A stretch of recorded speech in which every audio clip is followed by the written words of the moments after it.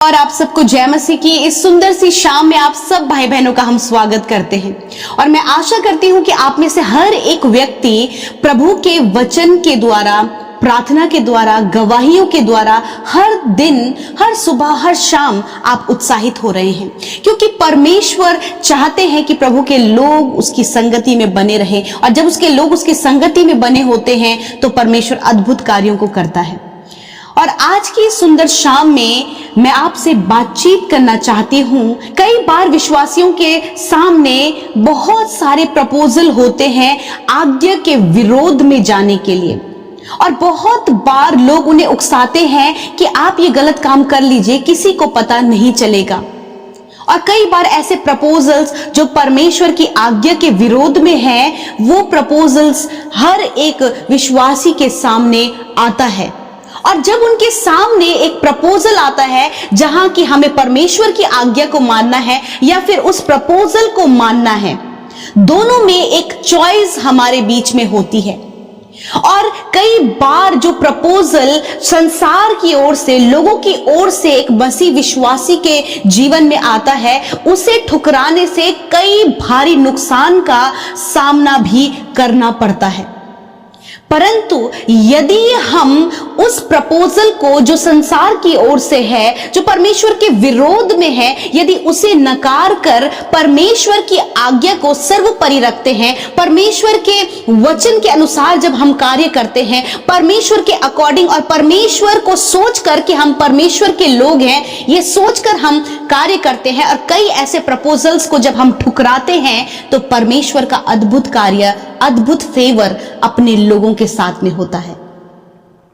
और मैं आपको आज उत्साहित करना चाहती हूं कि हर एक व्यक्ति ऐसे पड़ाव से होकर गुजरता है। हर एक विश्वासी के सामने नए नए चैलेंजेस होते हैं, नए नए प्रपोजल्स होते हैं परमेश्वर की आज्ञा के विरोध में जाने के लिए। परंतु यदि उस समय हम अपने विश्वास को प्रभु पर बनाकर रखें और इस बात को सोचे कि नहीं प्रभु, हमें तेरी आज्ञा के विरोध में नहीं जाना, वरन हम हानि उठाने के लिए तैयार हैं, परंतु तेरे आज्ञा के विरोध में जाने के लिए तैयार नहीं है। क्योंकि जब हम परमेश्वर की आज्ञा के विरोध में जाते हैं तो हम परीक्षाओं को, हम सफरिंग्स को और बहुत सारी गलत बातों को अपने जीवन में इनवाइट करते हैं। परंतु यदि हम वो प्रपोजल जो संसार की ओर से है उसे ठुकराते हैं तो संसार में हो सकता है कि बहुत सारा नुकसान, बहुत सारी बातें ऐसी सफर करनी पड़े जो बहुत ही ज्यादा दुखदायक है, नुकसानदायक है, और जो बहुत ज्यादा प्रॉब्लम्स को क्रिएट कर सकती है। परंतु जब हम संसार के ना सुनकर परमेश्वर की सुनते हैं, परमेश्वर की आज्ञा को सर्वोपरि रखते हैं, तो परमेश्वर अपने लोगों के लिए उपाय करता है। हम देखते हैं सद्रक, मेशक, अबेदनगो के जीवन में उनके सामने एक ऐसा प्रपोजल था जिसमें कि उन्हें, यदि उस प्रपोजल को वो मानते तो वो मुसीबत में नहीं पड़ते, परंतु उन्होंने उस प्रपोजल को ठुकराया और परमेश्वर की आज्ञा को सबसे ऊपर रखा। हम देखते हैं दानियल की किताब, उसका 3 अध्याय में हम इन सारी बातों को पढ़ते हैं कि जब नबूकदनेस्सर राजा ने अपने सोने की मूर्ति को बनवाया और ये आज्ञा दी, हम वचन में देखेंगे दानियल की किताब उसका 3 अध्याय और 5 पद में लिखा है, जिस समय तुम नरसिंगे, बांसुली, वीणा, सारंगी, सितार, सहनाई आदि सब प्रकार के बाजों का शब्द सुनो, तब उसी समय गिरकर नबूकदनेस्सर राजा की खड़ी कराई हुई सोने की मूरत को दंडवत करो। मतलब यहां पर परमेश्वर की एक आज्ञा है कि तू अपने परमेश्वर को छोड़ किसी और को ईश्वर करके ना जानना। और यहां पर ये आज्ञा निकली है राजा की ओर से कि जो राजा के सोने की मूर्ति है उसके आगे हर एक व्यक्ति को जो उस राज्य में है, उसे उस समय जबकि सहनाई बजे, जब सारे बाजे वहां पर बजे, उस दौरान गिरकर उसे दंडवत करना है। और जब सद्रक, मेशक, अबेदनगो ने ये सुना तो उसने कहा, उन्होंने ये डिसीजन लिया, उन्होंने इस प्रपोजल को ठुकरा दिया उन्होंने राजा की उस मूर्ति के आगे दंडवत नहीं किया, उस सोने की खड़ी की हुई मूर्ति के आगे दंडवत नहीं किया। वरन जब राजा को यह बात पता चली तो राजा ने ये आज्ञा निकाली कि इन्हें धधकते हुए आग के भट्टे में डाल दिया जाए। और इस समय जब उन्होंने परमेश्वर की आज्ञा को माना तो इस समय उनके सामने एक बहुत बड़ी समस्या है कि 7 गुना अधिक धधकाए हुए आग के भट्टे के अंदर उन तीनों को जिंदा जला दिया जाएगा। परंतु उन्होंने कहा कि राजा, पहले तो हमारा परमेश्वर हमें बचाएगा, यदि ना भी बचाए तो भी हम तेरी मूर्ति के आगे दंडवत नहीं करेंगे। मतलब उन्होंने उस प्रपोजल को एक्सेप्ट नहीं किया, उसे ठुकरा दिया और परमेश्वर की आज्ञा को सबसे ज्यादा इंपॉर्टेंस दी। और आगे हम 25 पद में एक अद्भुत आश्चर्यकर्म, एक अद्भुत फेवर, एक अद्भुत बात परमेश्वर की ओर से उसके लोगों को जो उसकी आज्ञा मानते हैं उनके लिए एक बड़े फेवर को हम देखते हैं।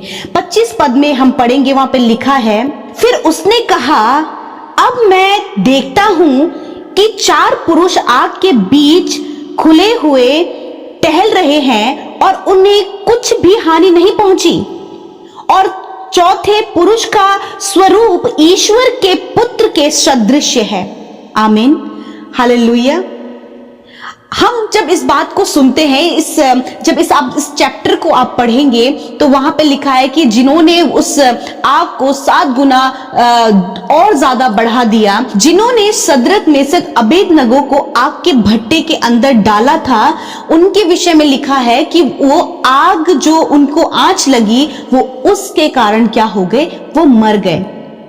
पर ये तीनों को उस 7 गुना अधिक जलाए हुए आग के भट्टे के अंदर जब डाला गया तो इन्हें किसी भी प्रकार की हानि नहीं हो रही है। राजा इस बात को देख रहा है कि मैंने तो 3 पुरुषों को इस आग के भट्टे के अंदर डाला था, परंतु 4 पुरुष वहां पर नजर आ रहे हैं। इनके हाथ तो बंधे हुए थे परंतु ये खुले वहां पर टहल रहे हैं और इनकी कुछ भी हानि नहीं हो रही है। जो चौथा पुरुष है वो ईश्वर के पुत्र के सदृश है। इट मींस परमेश्वर के पुत्र के सदृश दिखाई दे रहा है। हम इस बात को जानते हैं कि जब हम परमेश्वर की आज्ञा को सबसे ऊपर रखते हैं तो परमेश्वर का फेवर, प्रभु का सपोर्ट, उसकी डिवाइन हेल्प हमारे लिए होती है। हम इन तीनों को देखते हैं कि इनकी किसी भी प्रकार की हानि नहीं हुई क्योंकि इन्होंने परमेश्वर की आज्ञा को सबसे ज्यादा इंपॉर्टेंस अपनी लाइफ में दी। कई बार आपके जीवन में भी ऐसे प्रपोजल्स आएंगे जब आपको परमेश्वर के वचन के विरोध में जाने का प्रपोजल मिलेगा।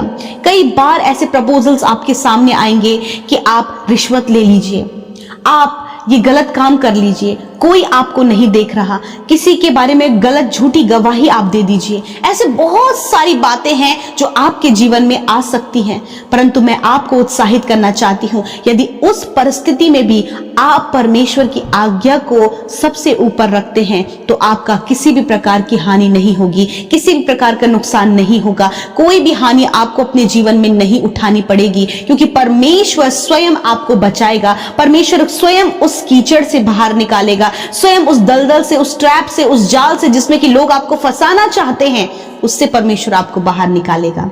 बशर्ते आपको इंपॉर्टेंस परमेश्वर की आज्ञा को देना है। यदि आप परमेश्वर की आज्ञा को इंपॉर्टेंस देते हैं तो परमेश्वर का फेवर, उसकी डिवाइन हेल्प, उसकी सुरक्षा, उसके बढ़ोतरी, उसकी सारी बातें आप आपके जीवन में देखेंगे। जैसे कि सदरक मेसक अबेदनगो ने अपने जीवन में परमेश्वर की सुरक्षा को, उसके फेवर को देखा। मैं आशा करती हूं कि आप समझ गए हैं कि आपको क्या करना है। परमेश्वर के विरोध नहीं वरन परमेश्वर की आज्ञा के पक्ष में हमें होना है। सो प्रभु इस वचन के द्वारा आप सबको बहुत आयत से आशीष दे।